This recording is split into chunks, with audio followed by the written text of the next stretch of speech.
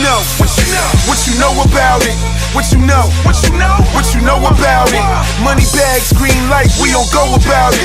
Middle finger to the ops, that's for show about it. I ain't a young boy no more, know the game changing. Couple dollars in my pocket though, I'm maintaining. 40 cal, it can go down, you gang-ganging. It can knock a fucking cow down, I ain't playing. Now that we got the business stuff out of the way, you know, you're a mogul, an entrepreneur, but you also have an artist side. Yeah. So you're from Frankford. Yeah. You know, shout out I'm from North Philly. I moved to Frankford. Okay. So I always say I'm from both because I lived in both about the same amount of time. Alright, so which one was you in longer? North Philly or Frankfurt? Both, because I mean I was in North Philly till I was about 10, 11, and then I moved up to Frankfurt, and it was on from there till about like 18, and I go back and forth. So I mean I'm from both sides, North Philly, Frankfurt. I got both of them tatted on me, so I can actually say both. I like that. Alright, so then that means that you was coming up around you know, the YouTube days when you had to be on the corner and you was rapping. I know you probably see some of the legends, you know, we got 100 of them that come from North Philly. So when did you initially start rapping? Oh, when I was 12. This was early. I used to write stuff down all the time, like poems and stuff like that, and then just turn to raps, and then I started hearing other people rap and getting vicious with it. And then they started battling in high school. Then when I seen people battling, I wanted to get into it, and I started battling people and killing them in high school. And I mean, after that, it was just going to the studio and stuff like that. Then I started getting a name. And once I started getting a name and understanding what kind of skills that I really had, I started taking it to different levels as far as like making my own label, shooting videos, staying on top, keeping records on the radio, stuff like that, keeping videos like 10, 20,000 as soon as they come out. Alright.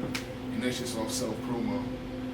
So like what's the work needed to put in that type of work to get on the radio? Because that's what some of the indie artists they kind of run into issues with. You know, they don't know how to get a 10,000 view video or maybe get on the radio. So what's a couple of gems that you could drop for an artist that's gonna watch this? For what is a good track?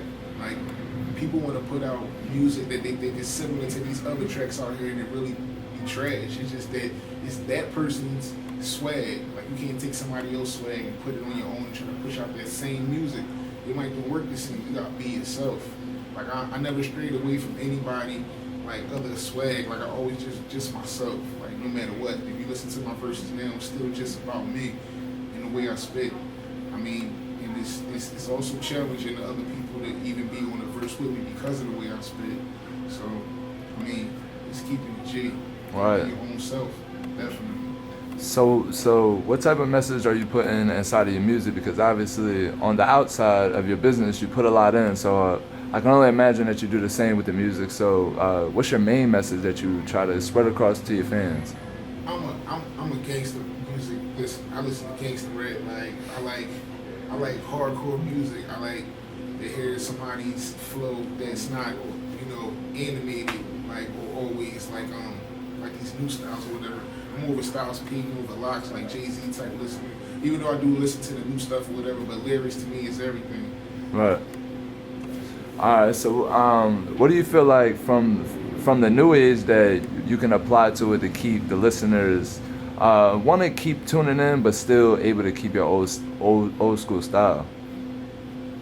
Now to me, like, I'm always a bit in a new way of myself. Like, so I mix it in with like what they doing now, right. I keep it my way. That's what keeping my listeners listening. And me being original and doing what I'm doing and just capitalizing on, going up from my last album or my last song, making sure the next song is better and stuff like that. That's what keep people listening. Plus my lyrics is still banging. So I'm always banging songs out. It's what leave other rappers afraid to be on tracks with me. Right. I'm killing. I mean, it is what it is, and that's the stars that you see today and everything. They know if I go on the track, I'm gonna go in. I mean, so I just like hardcore music. Like I do love songs and stuff like that too, but I mean I prefer that because when I'm riding down the street, it's only one thing I listen to. It's not that soft stuff all the time. And that's keeping it J. So like, let's talk about your last album, of course. So the people loved it. So yeah. What did you want the people to get out of that album? There's a meaning for everything that comes out from an artist. So what was put inside of there that maybe the people didn't catch, or maybe that you wanted them to catch on to? To me, it was versatility. Because people think that I'm doing so much stuff that I couldn't focus in on doing like a good album or like doing good videos and stuff like that. And I was banging it out.